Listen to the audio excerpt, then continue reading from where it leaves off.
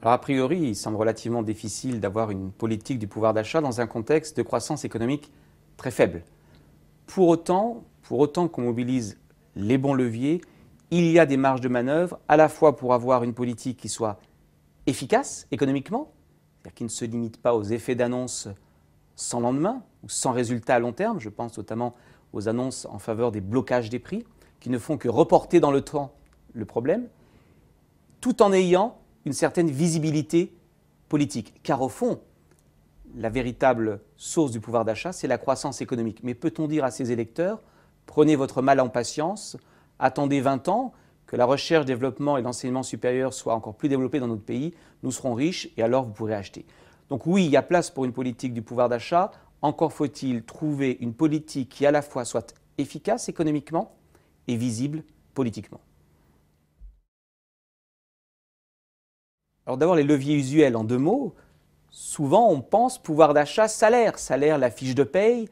Or en la matière, les marges de manœuvre sont extrêmement étroites. Et je crois qu'en fait, il faut plutôt regarder du côté des prix. Car ce qui est important, ce n'est pas seulement votre fiche de paye, c'est ce que vous pouvez acheter avec.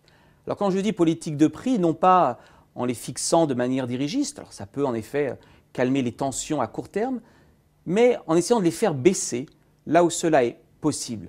Dit en d'autres termes, en injectant une dose de concurrence, mais pas de manière dogmatique, pas de manière systématique, au cas par cas, en fonction des situations, et lorsqu'il y a un véritable gain pour les consommateurs, et j'insiste sur un point important, toujours dans le respect des règles de droit, droit de la consommation, droit du travail. Je crois qu'il y a place pour une politique du pouvoir d'achat qui mise sur les baisses de prix grâce à la concurrence et qui ne soit pas une politique en trompe-l'œil, qui se fasse au prix d'une qualité inférieure ou d'une remise en cause du droit du travail.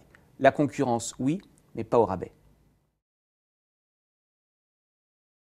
Alors, le premier avantage d'une réforme pro-concurrentielle, c'est qu'elle coûte rien, en tout cas budgétairement.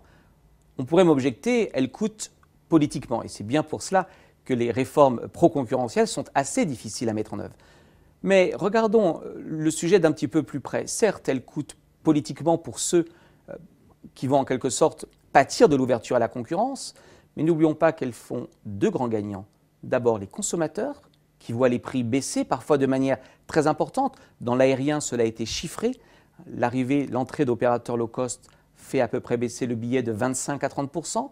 Regardez l'arrivée prochaine de Free dans la téléphonie mobile. On voit déjà aujourd'hui les prix qui baissent. Et pas seulement qui baissent chez les opérateurs qui entrent, mais chez tous les concurrents. Premier gagnant, les consommateurs. Mais j'irai plus loin. Je n'oppose pas les consommateurs à ceux qui ont un emploi.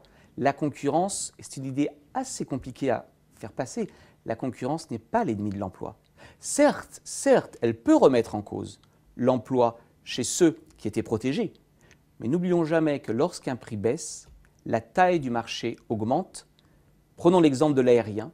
Dans le transport aérien, nous avons eu une ouverture à la concurrence, des gains de productivité extraordinaires sur 10 ans, de l'ordre de 35%. Pour autant, l'emploi n'a pas bougé.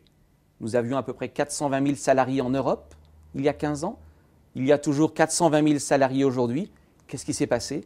Nous avons eu en effet un déclin de l'emploi chez les insiders, les compagnies historiques, mais nous avons eu un essor de l'emploi dans les compagnies qui sont rentrées sur le marché. Donc je crois qu'il y a un double gain et on a trop tendance politiquement à se focaliser sur les perdants à court terme, sans voir que plus de concurrence, c'est non seulement plus de pouvoir d'achat, mais c'est aussi plus d'emplois et plus de croissance.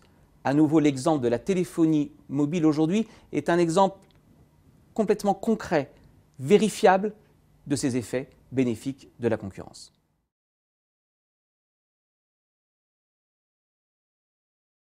Alors je crois que la concurrence ne doit pas faire l'objet d'un dogme. On n'est pas pour ou contre la concurrence n'est qu'un moyen, ça n'est pas une fin. La finalité, c'est une baisse de prix, mais dans le respect strict des règles de droit.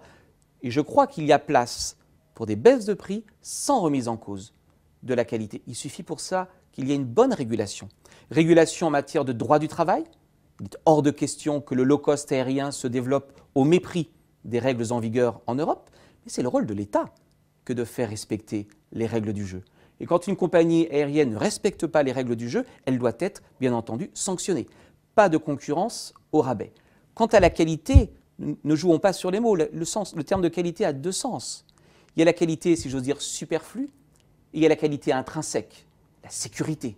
Il est évident qu'on ne peut pas prôner la concurrence en remettant en cause la qualité intrinsèque. L'ouverture à la concurrence, par exemple dans la pharmacie, ne doit pas se faire au détriment de la qualité de service. Mais vous voyez, entre une idéologie concurrentielle qui revient à dire finalement laisser faire et l'immobilisme, il y a place pour un juste milieu, des baisses de prix, mais avec des garde-fous, avec un État qui joue son vrai rôle, qui est le rôle de gardien, qui est le rôle éventuellement de celui qui sanctionne. Alors, les mesures en œuvre, dans la note, je réponds de manière très pragmatique au cas par cas. Je ne crois pas que la concurrence soit nécessaire en tant que telle. Prenons, si vous le voulez bien ensemble, 2 ou 3 exemples. Le commerce en ligne. Le commerce en ligne, c'est un formidable vecteur de baisse des prix. Prenez l'optique. L'optique, c'est un marché aujourd'hui en France de 5 milliards d'euros. Chaque famille française dépense en moyenne 190 € par mois. Et nous voyons apparaître des opérateurs qui vendent en ligne des lunettes, qui vendent en ligne des lentilles de contact, comme cela se fait déjà en Allemagne depuis de nombreuses années. Eh bien, typiquement, je pense qu'il ne faut pas brider ce genre de nouveaux business, tout en mettant, je le répète, des garde-fous, un certain nombre de règles du jeu. Même chose si je prends l'univers du médicament. Il est hors de question aujourd'hui de dire que n'importe qui peut vendre du médicament. Pour autant, il existe un segment de marché qui s'appelle le médicament sans ordonnance, l'aspirine. Est-il absolument normal qu'on ne puisse pas trouver de l'aspirine en dehors des officines pharmaceutiques? On pourrait tout à fait imaginer que de nouveaux entrants offrent ce type de produit, tout en leur imposant la présence d'un pharmacien diplômé. Donc vous voyez, ça n'est pas tout ou rien, ça n'est pas les médicaments vendus par n'importe qui, mais ça n'est pas forcément non plus le médicament uniquement en pharmacie. Je parle bien du médicament sans ordonnance, qui est un segment bien particulier sur lequel on part du principe que le patient n'est pas nécessairement obligé d'aller voir son médecin. Dans d'autres pays, cela existe, la Belgique, l'Italie, qui ne sont pas, que je sache, des pays anglo-saxons au libéralisme débridé.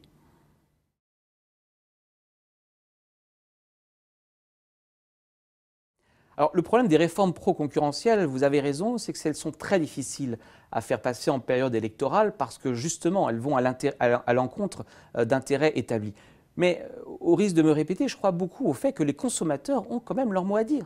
Quand vous regardez dans la téléphonie mobile, l'entrée du 4e opérateur de téléphonie mobile, le gain pour le consommateur a été chiffré par Bercy. Bercy estime que le gain serait de l'ordre de 1,2 milliard d'euros chaque année, pour un coût budgétaire quasiment nul. Non seulement il n'y a pas de coût budgétaire, mais il y a même des recettes budgétaires, puisque la 4e licence a été mise en vente. Donc je crois qu'il ne faut pas tomber dans une vision trop court-termiste. Il faut aussi avoir présent à l'esprit l'intérêt des consommateurs, et j'irai même plus loin, l'intérêt des salariés. Paradoxalement, la mesure qui me tient le plus à cœur dans cette note est moins une mesure en faveur de la concurrence qu'une mesure qui va encadrer la concurrence. Cette mesure est la suivante. Je crois qu'il faut continuer, comme on le fait depuis plusieurs années en France, à lutter contre les pratiques anticoncurrentielles les plus graves. En particulier les pratiques qui consistent pour des concurrents à fixer les prix en secret, ce que l'on appelle communément les cartels. Ces pratiques sont injustifiables économiquement, elles causent souvent un grand dommage aux consommateurs. Donc je crois qu'il appartient à l'État de poursuivre cette lutte active contre les cartels. Et pourquoi cette proposition est importante? Parce qu'elle montre bien que la concurrence n'est pas cette loi de la jungle, cette loi du plus fort, cette espèce de libéralisme débridé. La concurrence, c'est aussi des règles du jeu, un État régulateur qui sorte le carton jaune, qui sorte le carton rouge sous la forme de sanctions lorsque les entreprises ne respectent pas les règles du jeu.